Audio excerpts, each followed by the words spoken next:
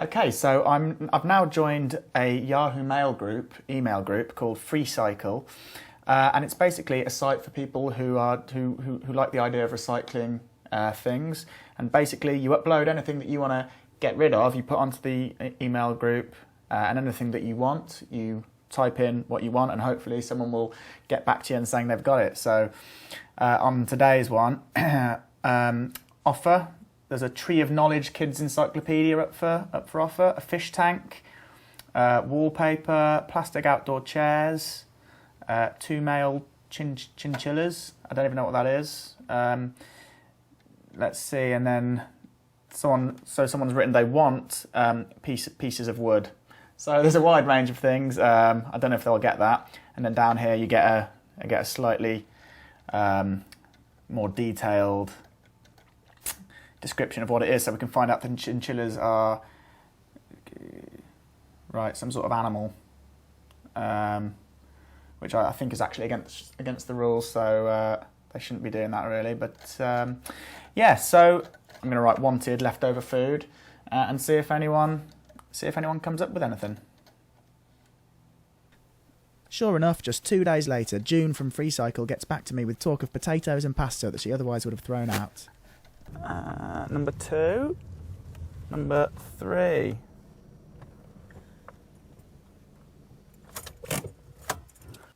Hiya, is it June?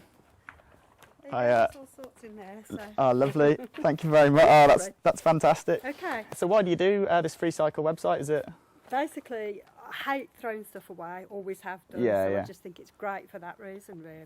I'm a bit of a hoarder, so it gives me an excuse to get rid of stuff. Brilliant. So it's rather than going in the landfill, recycle it and... Yeah. Fantastic. Well, thanks very much, June. All right, no problem. Cheers. Okay, then. Thanks very much.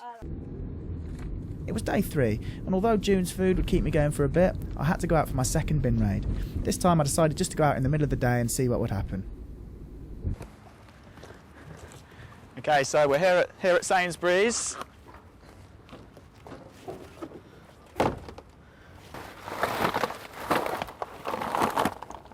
Okay, doesn't look too promising.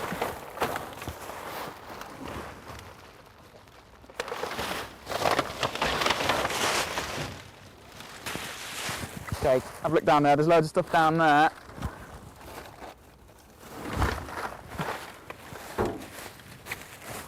Right.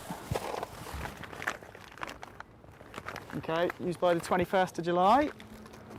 What date is it today? It's 21st of July today. That's open, so I'll leave that. Okay, I think that's all we'll get from there. So big box of snacks, but no real meals. So we'll go and try Iceland over there. Okay, it looks like they're locked.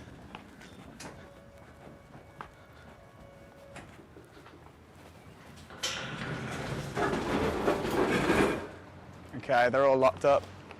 I discovered it wasn't just Iceland that make it difficult to access their wastage food. I went to meet James Harris, area manager of Aldi stores, who also keep their bins locked up, to ask him why they do it and see what else he had to say about the waste they produce. I noticed that they're in a sort of metal cage, sort of locked away. There's a sign saying, beware, you're on telly. So it's quite a sort of warning you off the food. Yeah.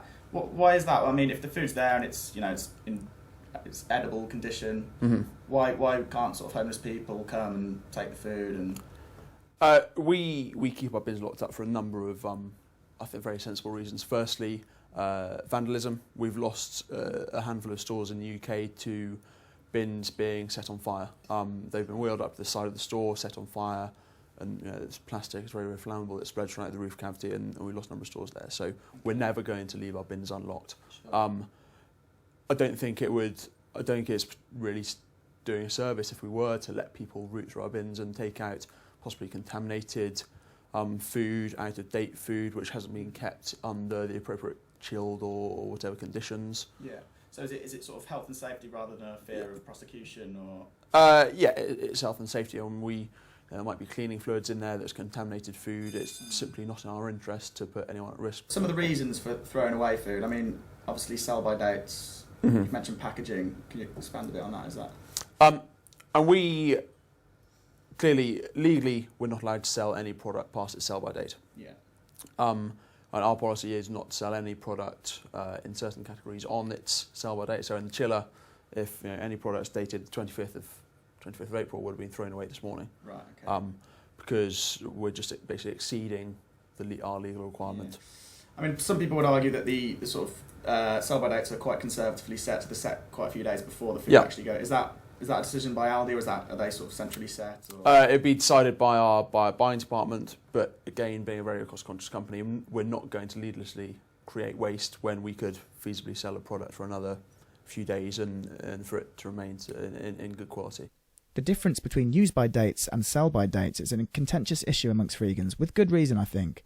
Surely if a product can be used by a certain date, it can be sold until that date too. So they see one date, they say, oh, I better chuck it out. Yeah, they see the sell-by date rather than the use-by date, so people have been chucking out stuff sooner, benefiting the profits, of the supermarket. Profits of the companies.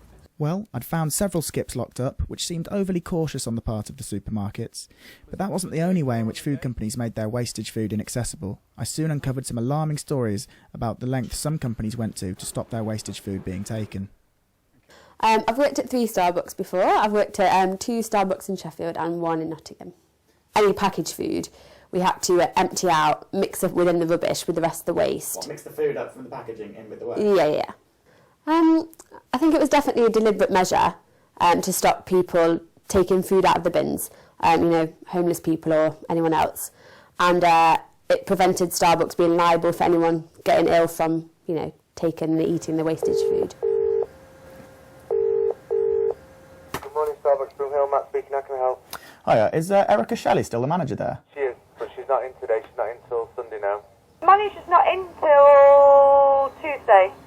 I'm sorry, they're just in like another area at the moment, so they're obviously in a meeting or something. Hey, you've actually come through to the press office. I probably need to put you through to customer care, so can I give you another number to call? I'm going to put you through to someone that could help you a bit better than what I can. You'd have to get onto our head office to ask about anything like that. After an hour or so of ringing round and leaving messages, I finally got through to a lady called Jo from head office, who cleared a few things up.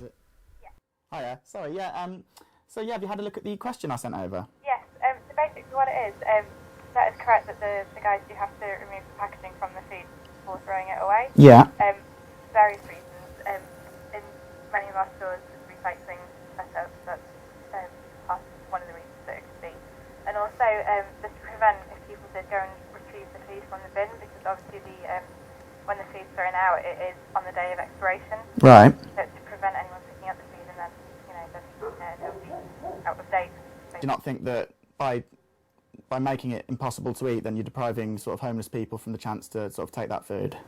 Yeah, but because of very stringent health and safety standards, we couldn't give out food that is past the sell-by date. Like I know exactly what you're saying. If you eat something your day past it, but with with any company, it's the same everywhere, that you have to comply with health and safety standards, and you couldn't give out food that is on or past the expiration date.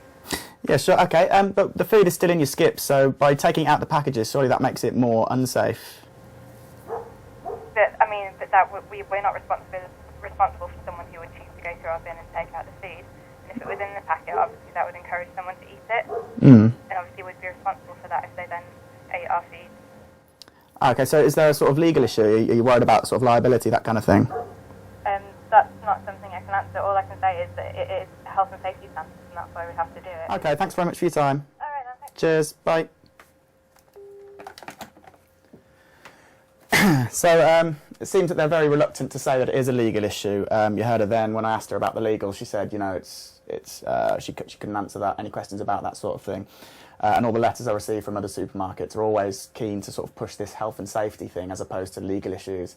I think because they know it's ridiculous to think that a homeless person would have the means or the inclination to sue a big company. So they're always very careful to avoid that issue. But whether that is the truth, it's hard to say. But yeah.